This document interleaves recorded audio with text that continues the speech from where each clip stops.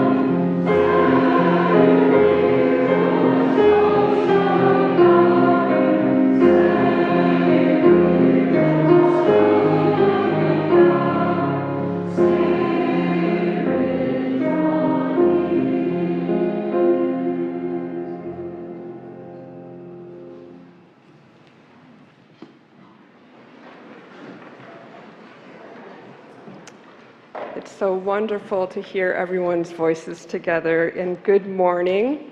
Welcome here to First Unitarian Portland, where we strive to nurture the individual spirit and together live into beloved community. And I want to give a special thanks to those of you who are joining us for the first time or maybe coming back after a while away, and also a warm welcome to all of you joining us online. We're so glad that you're here.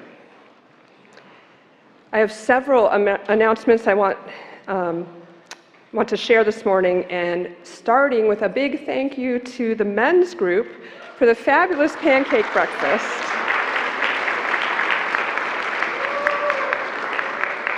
And they've offered to do it again on the first Sunday in November as well, so mark your calendars, set your clock a little early, and be sure that you get here. Our families with children and youth are invited to a welcome back family game day and potluck next Sunday, October 8th, after classes. Come enjoy food and fun and get to know other learning community families. And we'd like you to RSVP today through the Learning Community newsletter or e-news so that we can plan and coordinate food and games for next week. Today at noon, our shower project intern Kelly, our intern minister Danielle, and I are hosting a Q&A about the 13 Salmon Shower Project to open on November 1st. We'll meet in the Channing Room in the Elliott Building, and the Committee on Hunger and Homelessness, or COHO, has snacks for us. And there are a range of volunteer jobs that we are looking to fill, and we hope you'll come learn how you can help us build relationships with our neighbors living outdoors while also providing essential hygiene services. A special staff goodbye today. This is the last day of work at First Unitarian for Nicole Bomer, who has served on staff in our family ministry for 17 years. Nicole can't be with us here in the sanctuary right now because she's with our OWL students as we kick off the new year, and she'll get to watch the video a little bit later. Nicole started with family ministry in 2006, and for the last decade, she has accompanied our youth in YRUU, coordinated the Our Whole Lives Sexuality Education Program, and led the OWL teacher training. Nicole also organized and accompanied our youth trips to Boston and to the US South to experientially explore our UU roots and justice commitments. She's touched the lives of literally hundreds of young people and their families, including my own, during her tenure here.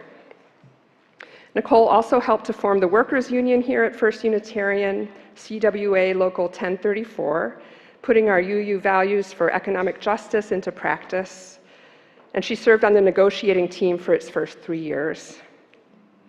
As her colleague and also a parent in the learning community, my own life has been enriched by knowing Nicole. I was blessed to join the civil rights journey to the South that she organized, where I watched her faithfully attending to the learning, interpersonal, and emotional needs of our youth. And I'm going to miss the opportunity to pop into Nicole's office to share ideas and perspectives on a range of issues of justice and sports. I've learned so much from her about what it means to put our values into action. And in lieu of a reception, you can leave well wishes for Nicole on the Kudo board found in this week's e-news. You can also submit a wish or remembrance for her in the box by the RE Welcome Desk across from the Elliott Chapel. So Nicole, on behalf of your colleagues and the congregation, we thank you for your dedicated service and camaraderie, and we hold you in our hearts and wish you a joyous and fulfilling new chapter as you go.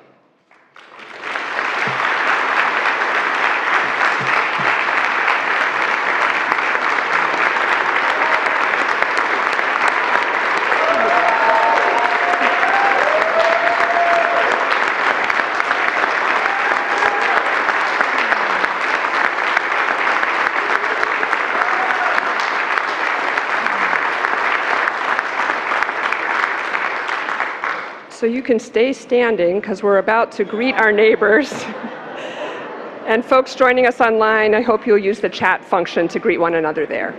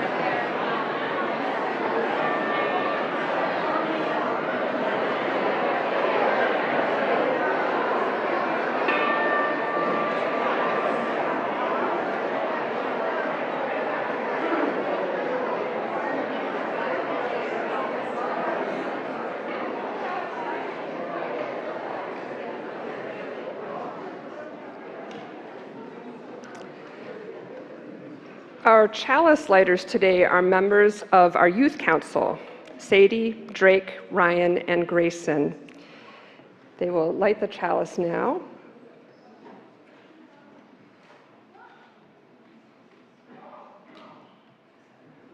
We are Unitarian Universalists. We light this chalice in faith, in hope, and in love.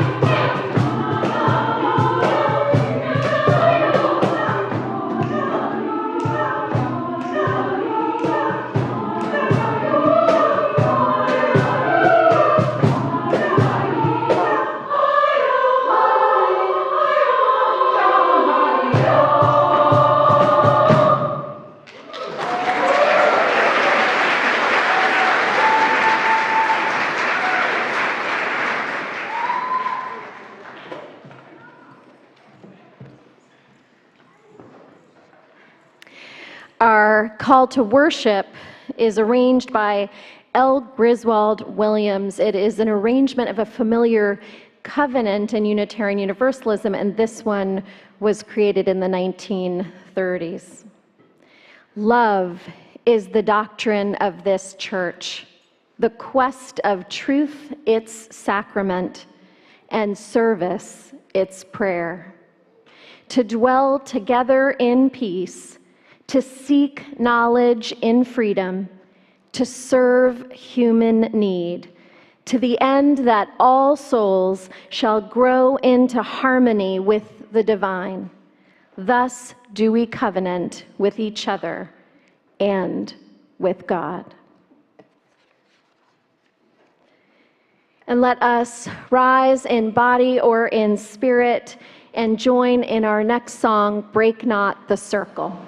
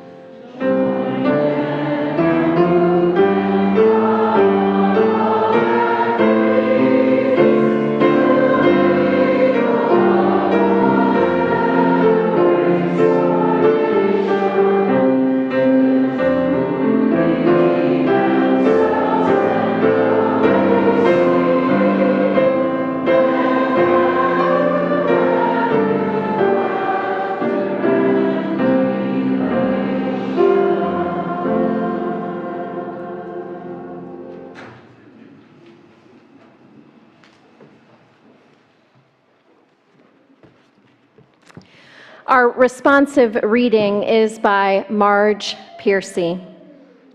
We must sit down and reason together. Perhaps we should sit in the dark. In the dark, we could utter our feelings. In the dark, we could propose and describe and suggest. In the dark, we could not see who speaks, and only the words would say what they say. No one would speak more than twice. No one would speak less than once. Thus saying what we feel and what we want, what we fear for ourselves and each other in the dark. Perhaps we could begin to listen. Some must learn to dare to speak. Others must learn to bother to listen.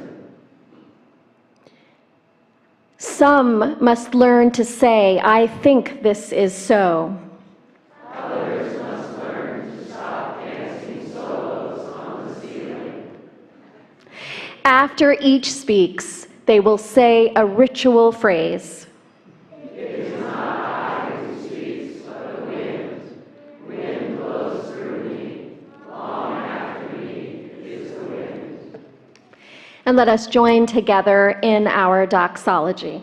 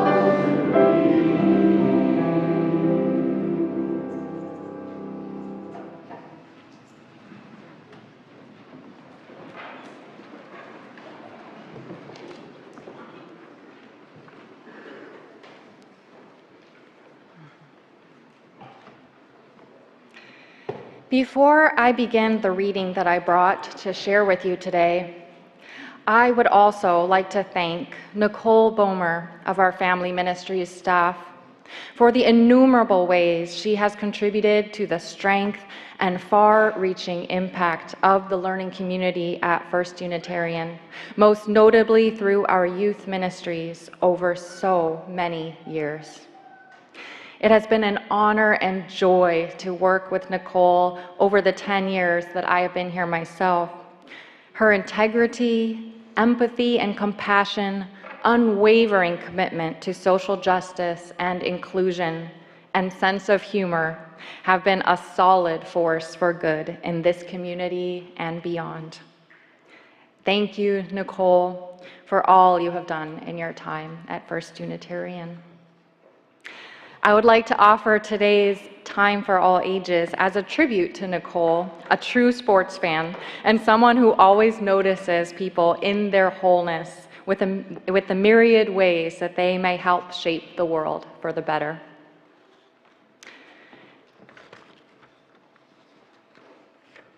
Making promises is a lot like the covenants that we make together. Our Time for All Ages is adapted from the book I Promise, written by LeBron James and illustrated by Nina Mata. I promise to work hard and do what's right, to be a leader in this game of life. I promise to be curious and learn as much as I can, to follow agreements and respect the game plan. I promise to go full court and show up each time, to get right back up and let my magic shine.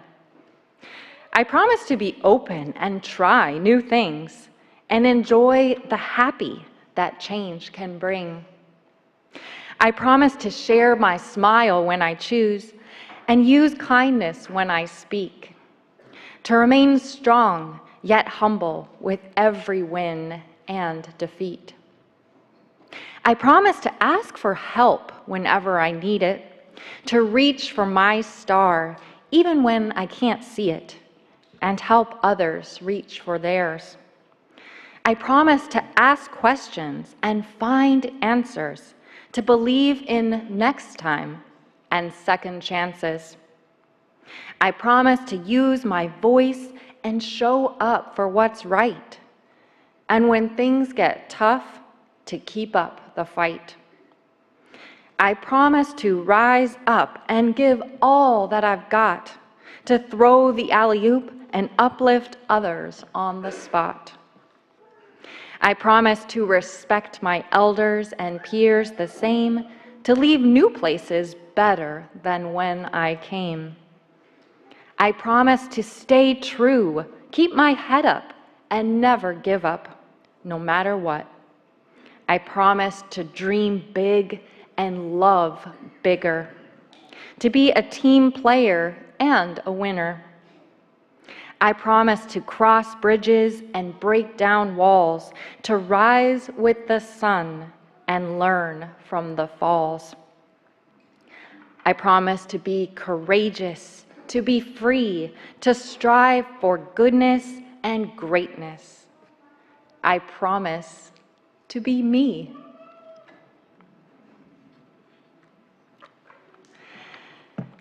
And now we will carry the light of our chalice out with us as we sing our children and youth to their classes. Please join in singing as you go.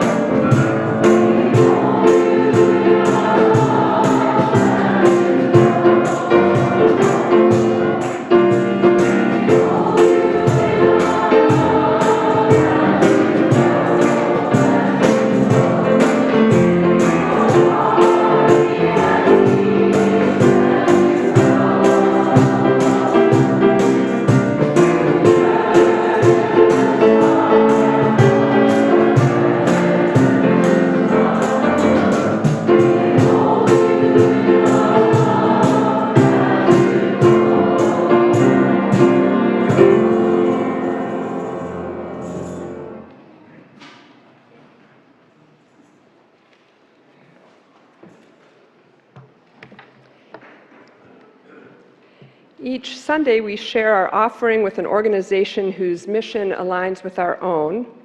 And for this church year, First Unitarian shares our plate with community partners dedicated to the dignity of and care for people experiencing homelessness. In October, our longtime community partner, Outside In, receives our plate. Since its founding in First Unitarian's basement in 1968, Outside In has supported youth experiencing homelessness and other marginalized people as they move toward improved health and self-sufficiency. Driven to meet the changing needs of those it helps, the agency has created an all-inclusive and integrated system of cutting-edge wraparound services that has transformed and saved thousands of lives. We are grateful for our ongoing partnership, learning from and with the dedicated team at Outside In. So our ushers will bring baskets around for your offerings, and if you're contributing digitally, you can use the QR code on the yellow cards here in the sanctuary or on the screen if you're watching online. Thank you very much for your generosity that helps sustain the ministry of this church.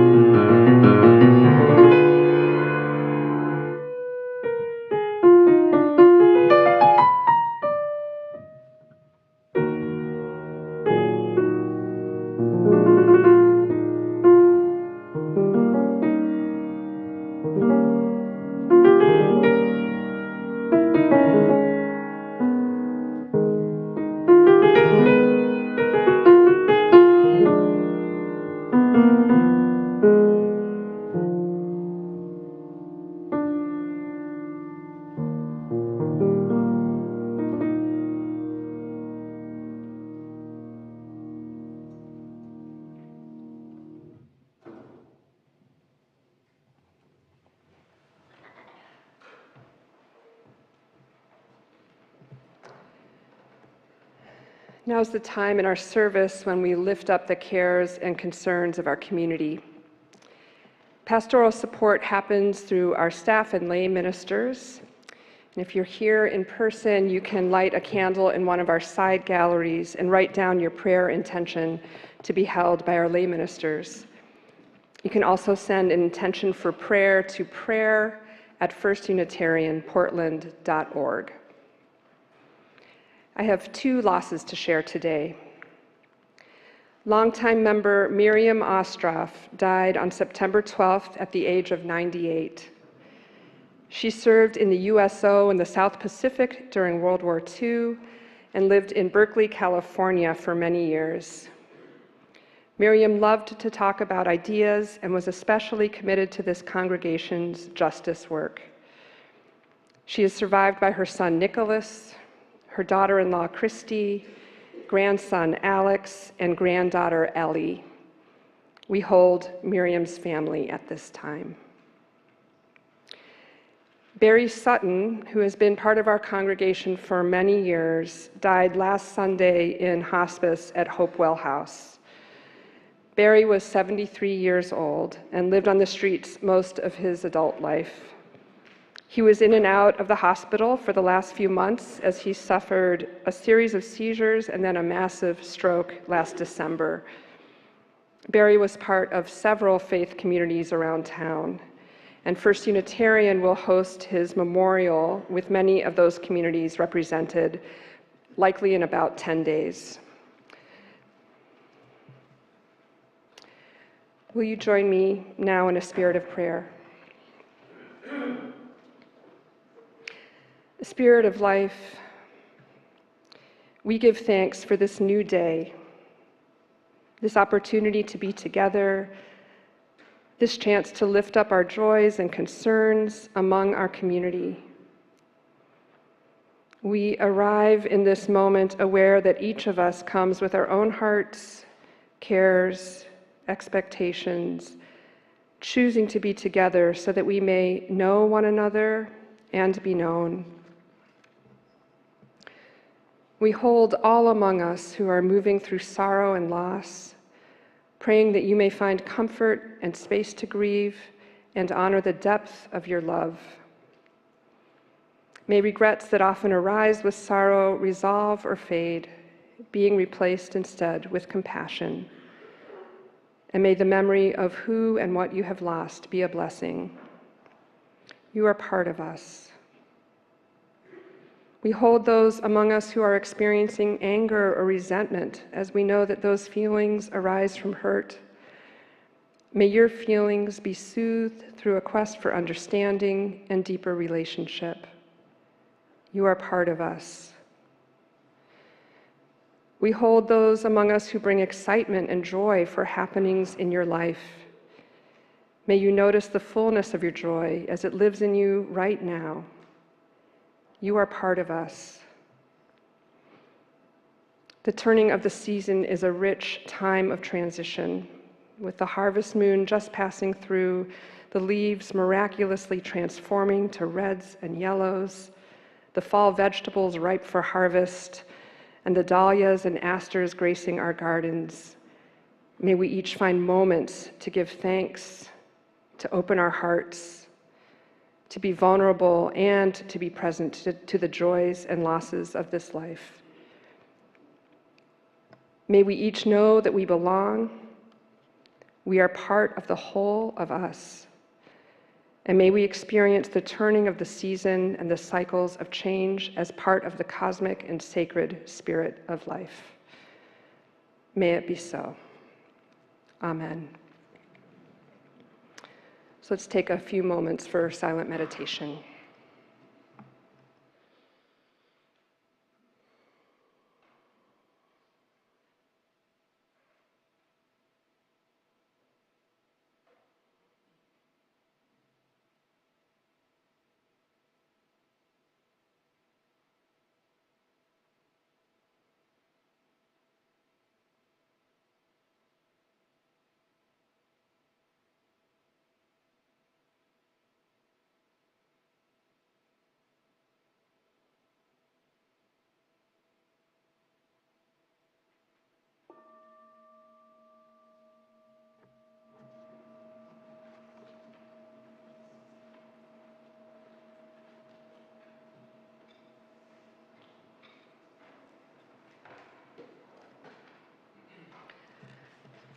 Our reading today is by Alice Blair Wesley.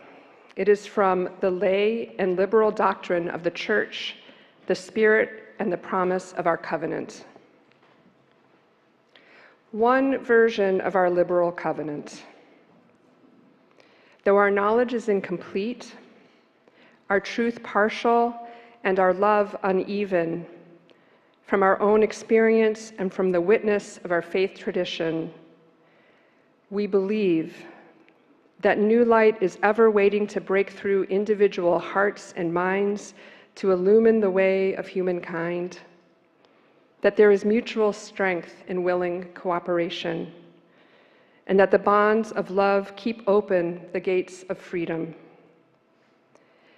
Therefore, we pledge to move together in the ways of truth and affection as best we know them now or may learn them in days to come, that we and our children may be fulfilled, and that we may speak to the world with words and actions of peace and goodwill.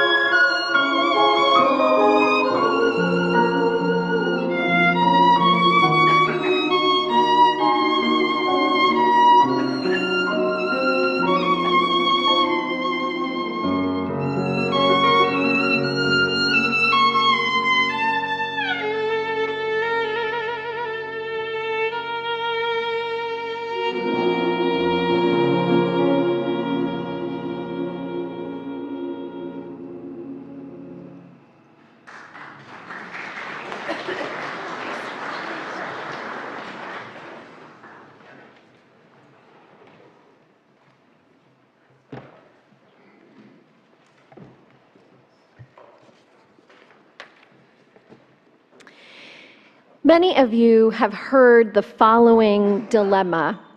If a tree fell on a deserted island and no one is around to hear it, does it make a sound? Without a human or animal to witness it, to hear it, to interact with it, can we be sure that the tree exists, that the sound of falling exists, or that it even matters?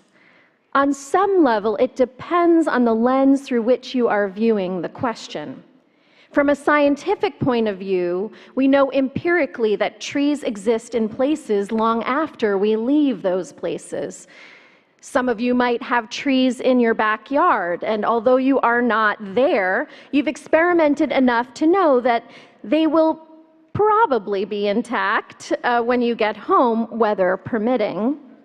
If there is a storm and your favorite tree falls, though, there may not be a sound. Sound is the result of vibrations that hit your inner ear, and the mechanism of your ear perceives these vibrations as sound. A spectacular example we just heard with that voluntary. The tree falling without a witness may fall, but no sound is created. For the question of whether it matters, we must lend philosophy, ethics, religion, or some additional lens to our data. And this is the question that gets us to the heart of today's message. If something matters, it implies relationship. If the tree falls, a bird might lose their home. If the tree falls, your grandchild might lose their favorite swing. The tree matters because it is connected to other living beings which depend on it, and the tree also depends on other living beings. A person or animal planted that tree in the first place. The tree and we live in a universe of interconnection, intercreation, and interbeing. The fact is that if we are cut off from other sources of life, we may well exist, but not for long. We've all heard the stories of babies who are born with terrible odds of survival, some of whom find the right combination of medicine and the will to live. The mutual care of doctors and parents and loved ones make this possible. We've also heard about babies who are born completely healthy, who fail to thrive because they have no one to hold them, to extend love. Human life in particular is susceptible to our relationships.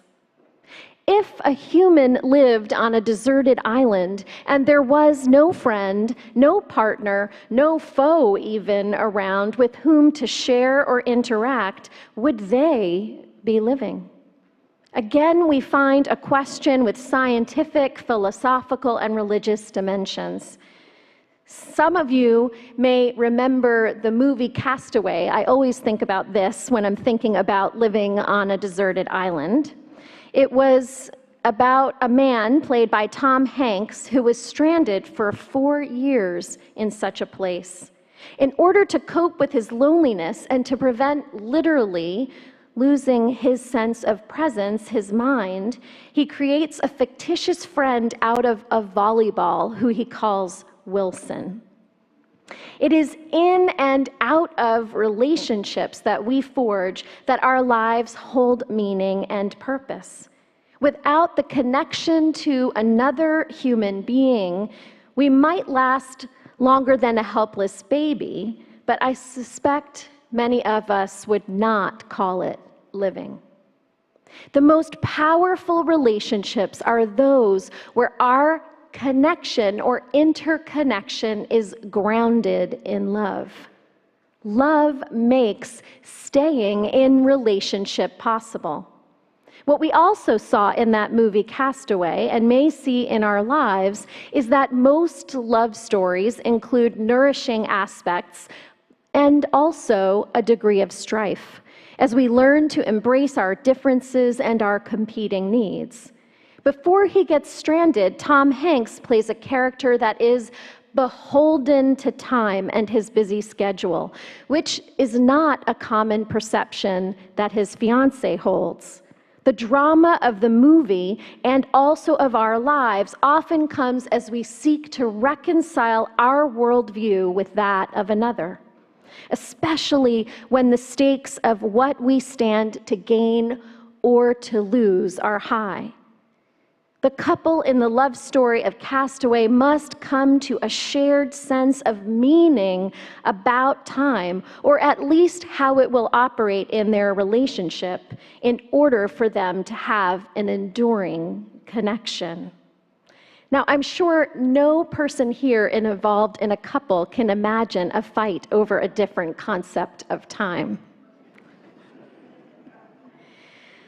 Love is the ingredient which allows life to exist, allows life to surmount differences and competing understandings. What are the ingredients which allow love to thrive? The answer lies in the concept of covenant. The vows that we make with our significant others, yes, our life partners potentially, our families of origin or our chosen families, and our communities, the ones to which we choose freely to belong. What is special about a relationship that has been celebrated in the example of a marriage or a commitment or recommitment ceremony is that the vows are spoken aloud. But I promise you that vows are present in any loving relationship. And it may well be that problems arise when we have unspoken promises that are significantly different from the person or people who are the focus of our affection. During my tenure in the congregation I served before here, we instituted an annual membership celebration Sunday. We welcomed our newest members in a ritual and also honored the anniversaries of longtime members. And the most important thing we did, though, was we recovenanted. We spoke aloud our loyalties and commitments, those we share with the wider Unitarian Universalist Association and those of that particular community, the covenant of that congregation. These are the promises which bound us together and the act through which we formed the church. There is no Unitarian Universalist community, church, society, fellowship, by whatever name we call ourselves, without a covenant. Creating a covenant has been our particular way of organizing on these shores since the 1600s. This is different than a creedal congregation if you happened to come from one. A creedal congregation is organized around beliefs. A covenantal congregation is organized around naming the loyalties and the values that we promise to uphold together. We voluntarily enter into these promises with one another, and over time, we have the freedom to name new values which more fully capture the allegiance of love as we come to understand it. Love is the doctrine of our church. Each time new people join, and each time we alter, amend, and adapt our covenants, we are literally fashioning ourselves into a new community and a new people. We become a new community with the addition of the new stories and experiences of those joining us, and also when we name new commitments. Our new 8th principle, which calls us to dismantle racism and to build the beloved community, is changing us. In the case of this community, we have 2 covenants that I am aware of. The principles passed by the Unitarian Universalist Association in the 1980s, which begin with affirming and promoting the inherent worth and dignity of every person, and the addition of that new 8th principle I just referenced. We also have a second covenant, more of a behavioral covenant, which hangs just outside this sanctuary. And for those online, you can find it on our website. For comparison, the congregation I served before had 3 covenants: the 8 principles, a covenant for that community, and a right relations promise. If our covenants are to have a shaping influence in our lives and in how we collectively organize, it is beneficial to read them together and out loud, and to practice asking ourselves, how and where do we find ourselves reaching the promises that love asks us to fulfill? How and where are some of those promises out of our reach? What might we change to faithfully move towards fulfilling them throughout the circles of community that make up the larger community of our church? Problems can arise when we hold unspoken promises or promises that we don't return to, both in our personal lives and here in our communal life together.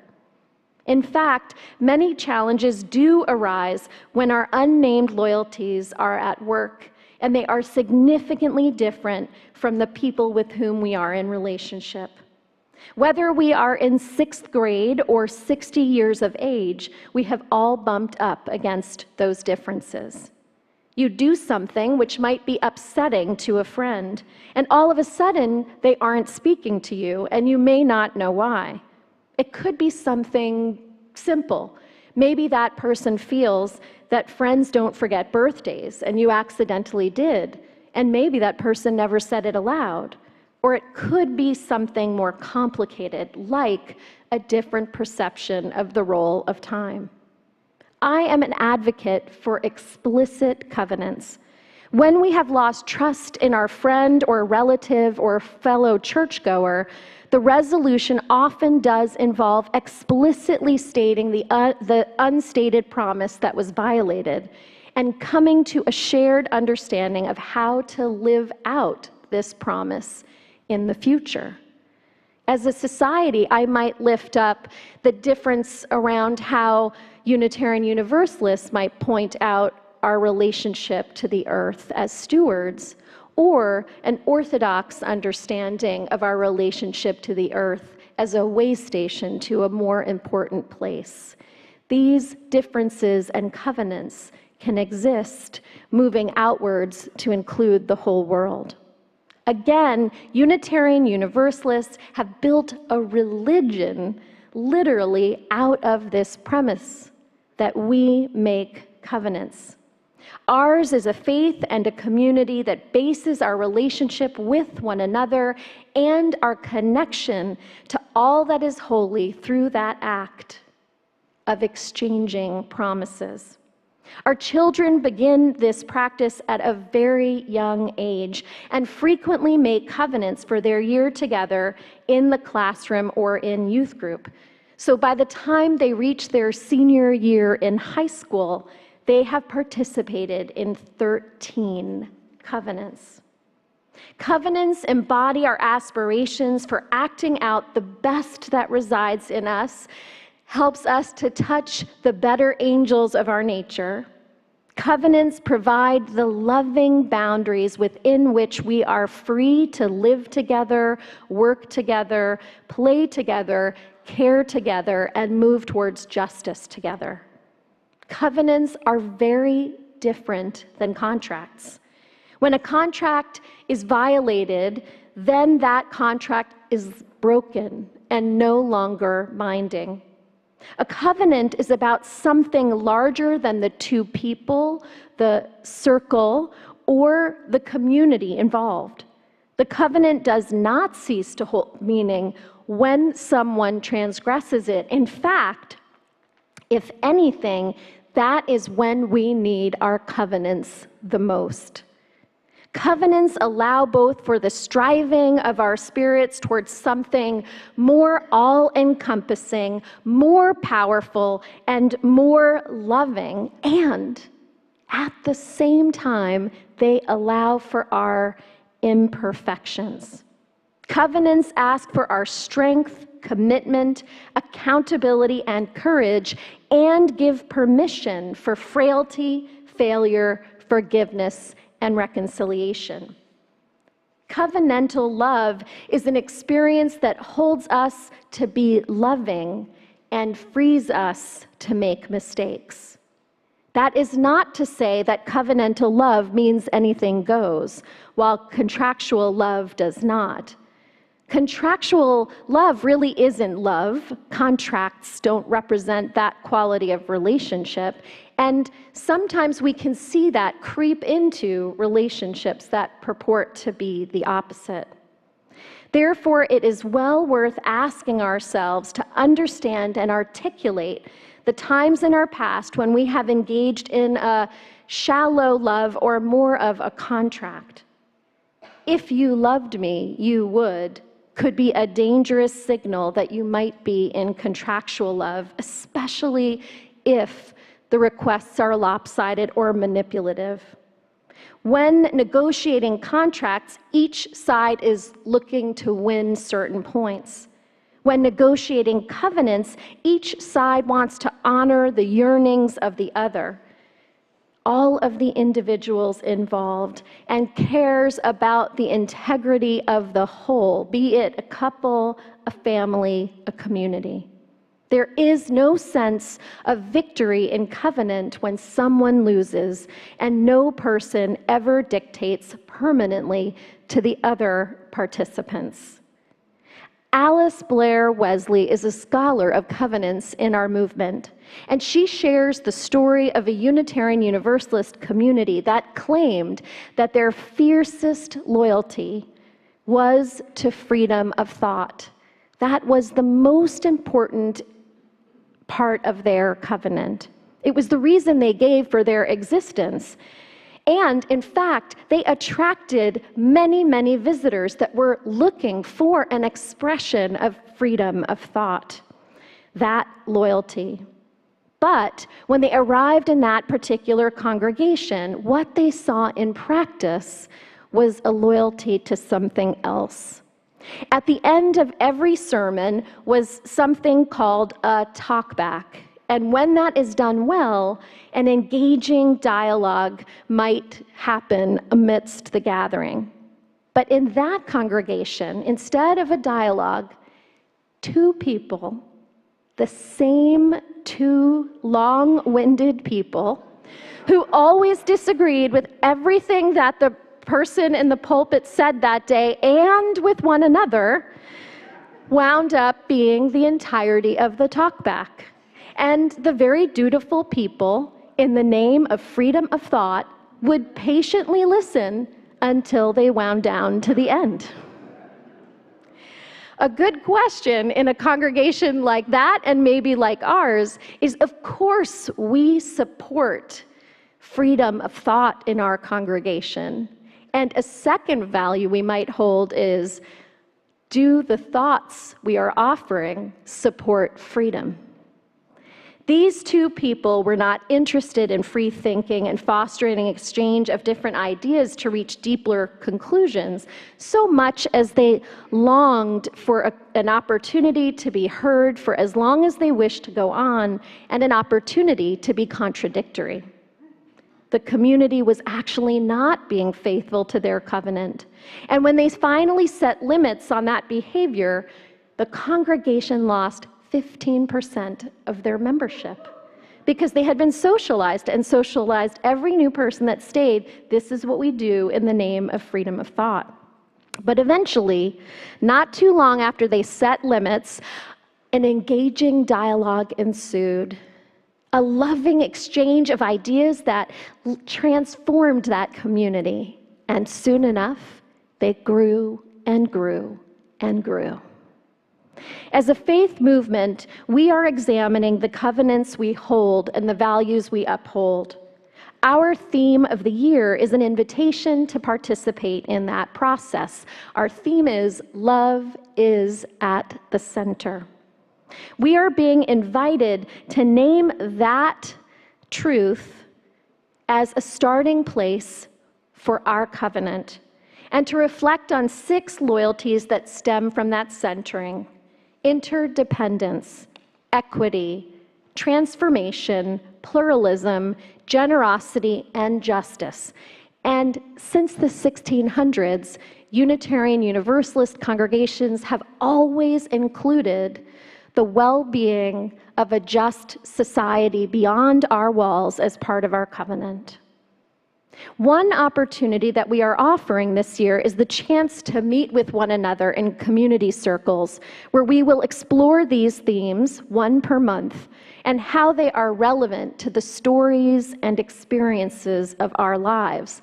In Unitarian Universalism, human experience is sacred text alongside of other more traditional sacred texts.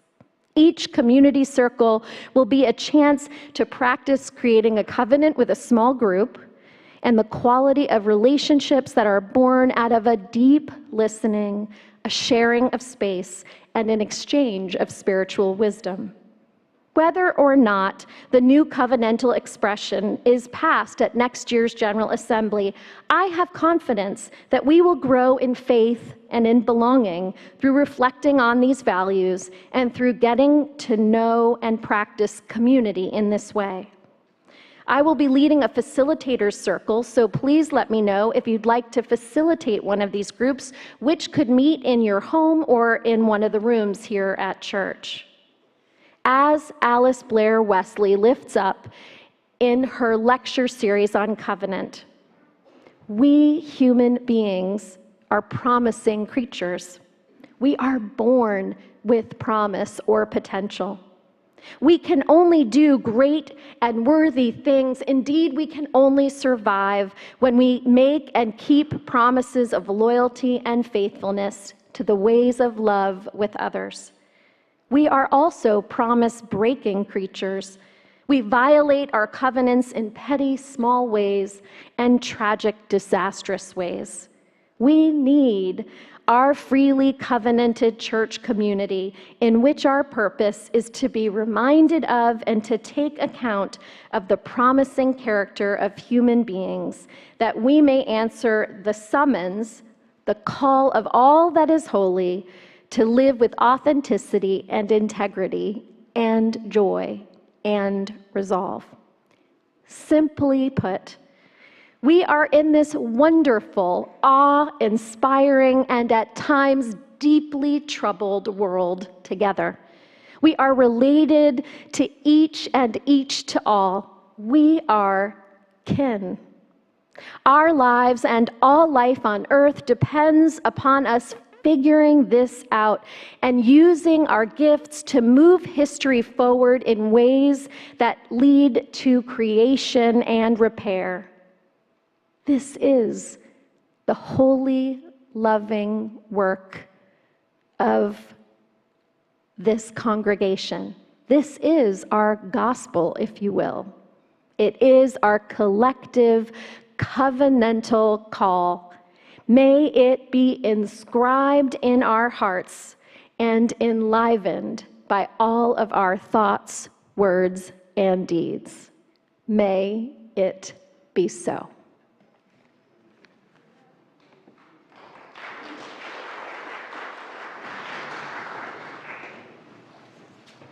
All right, shall we sing our closing hymn, Come and Go With Me?